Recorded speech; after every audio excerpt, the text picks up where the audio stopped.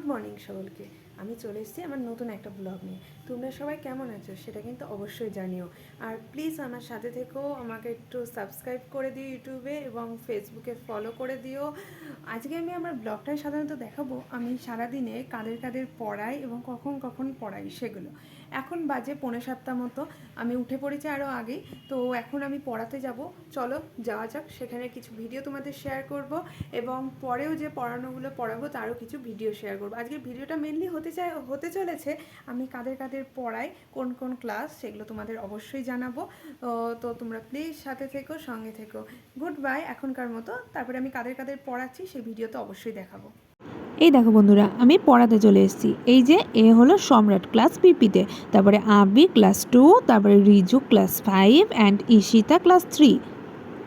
এই দেখো, এরপর আমি বিকাল বিকাল চলে এসেছি রাজকে পড়াতে। তারপর এখান থেকে চলে গেলাম আর একটি স্টুডেন্টকে পড়াতে, এর নাম পরম। এই জানো তো, পড়াশোনায় খুব ভালো, ক্লাসে সবসময় ফার্স্ট হয়, আমার বাড়ির কাছেই বাড়ি।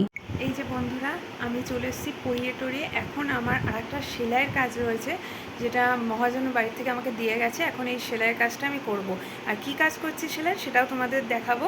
তো দেখো, এই যে বস্তা থেকে, এই বস্তায় শাড়িগুলো ছিল সব বের করে নিয়েছি। এই যে প্রচুর শাড়ি রয়েছে এখানে, অনেক।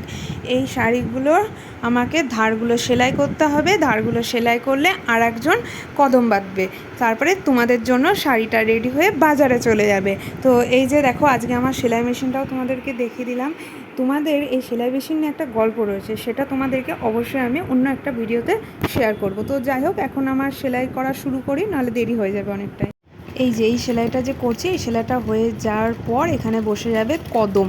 ঠিক এইভাবেই আমি শাড়ির ধারের পাড়গুলো সেলাই করে দিই, আর তারপরে আর একজন কদম বসিয়ে দেবে। তারপরে চলে যাবে হাটে তোমাদের কাছে বিক্রির জন্য। এই দেখো, যে শাড়িগুলো দেখিয়েছিলাম সব আমার সেলাই করা কমপ্লিট, এখন বেঁধে দিয়েছি, নিয়ে এসে নিয়ে যাবে।